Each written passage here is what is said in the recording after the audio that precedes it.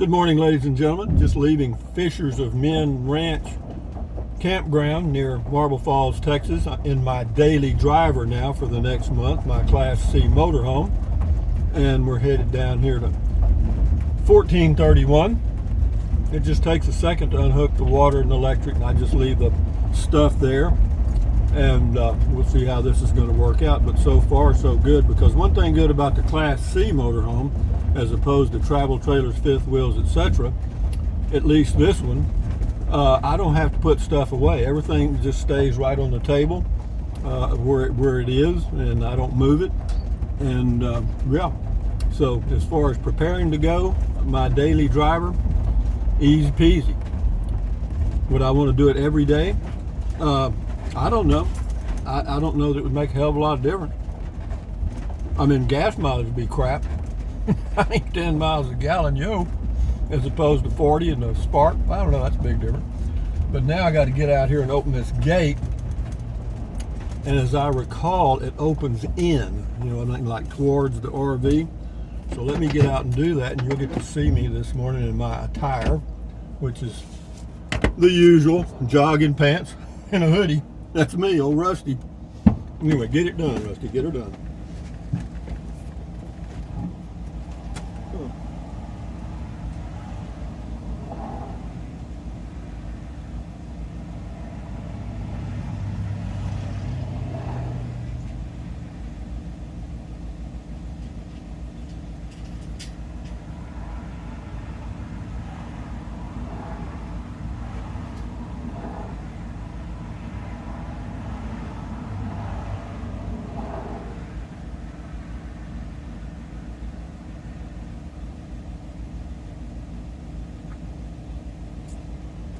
My concern was that they weren't going to stay open, but they've got them set up so they slide up on a little rock and they stay open, which is smart. Well, let's go undo the brake, Rusty. Okay, I will. Yeah, if you had a super wide Class A, well, I don't know, most of them are about the same length as mine. I don't want to get too far down this hill. I think I'm okay. Anyway, let me go close the gate now. Isn't this an exciting video? See what you're learning today? How to open and close gate. Remember, if you lived on a farm, you did not want to be riding, quote, shotgun or in the passenger seat, because you had to open all the gates.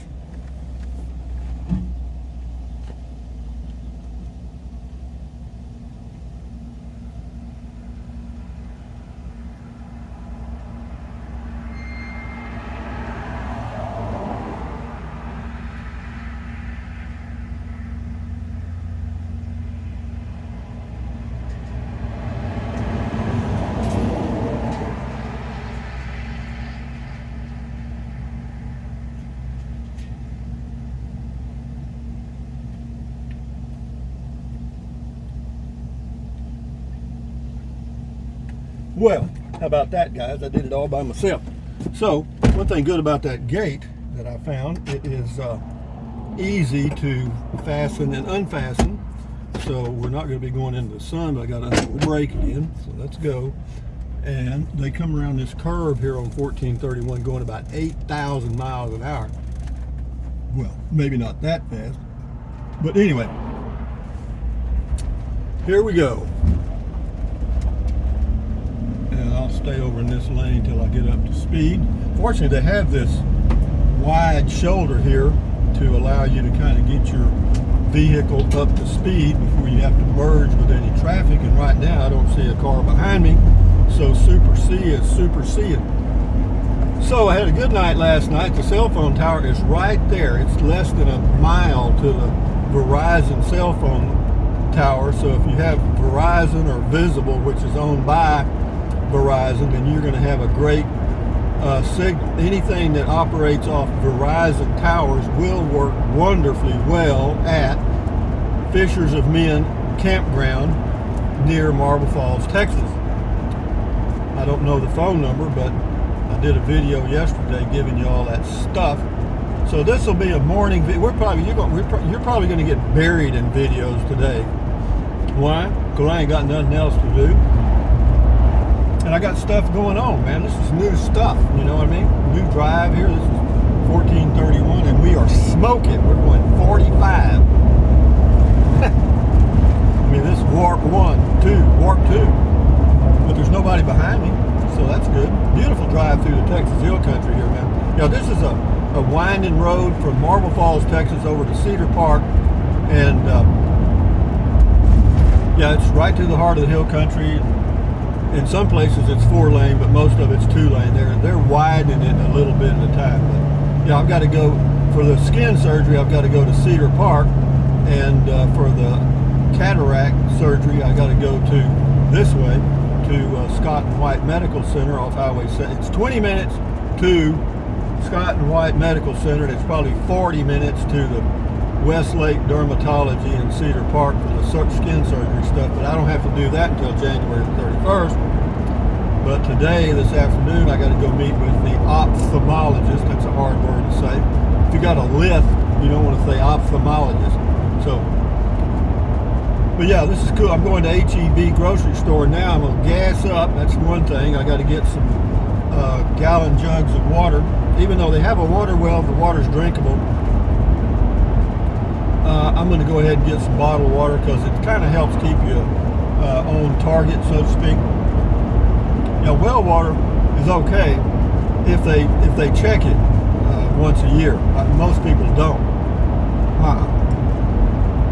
Most people just assume that the first test that they did 20 years ago is still valid today, which is Coca de Toro. Why?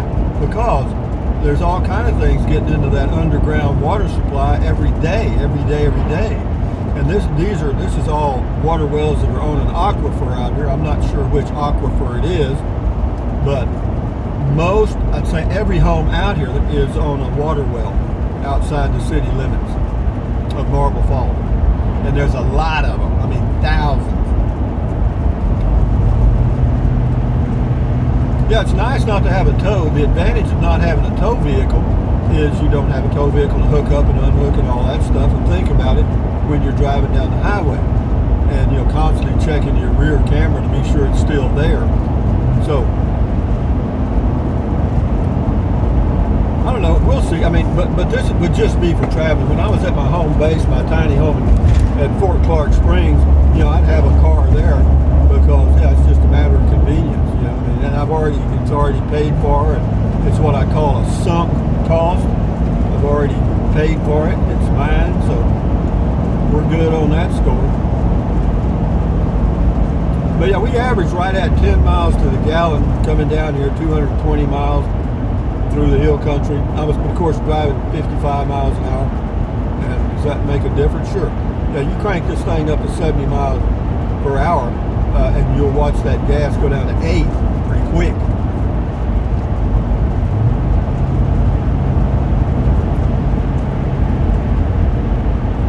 It's 6 miles to Marble Falls, which makes it about, well, not quite 7 to the H-E-B large grocery store, and that's where we're headed now. When we get there, I'll end the video, and that'll be the early morning video. But what can I tell you about? Well, I don't know, Class C RVing. We can talk about that. I got to tell you, man, there are a hell of a lot of advantages to have a Class C motorhome that is small. Now, I know some of you look at those vans, the road treks and that sort of thing, and they're fine, but God almighty, they're over 120,000 now, I guarantee you.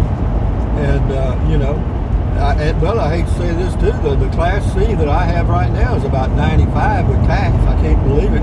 Totally a 50% increase over what it was a year ago. Unbelievable, man. You talk about runaway inflation. Yo, we're going to be like Venezuela, We like to carry a sack full of dollars to get a hamburger.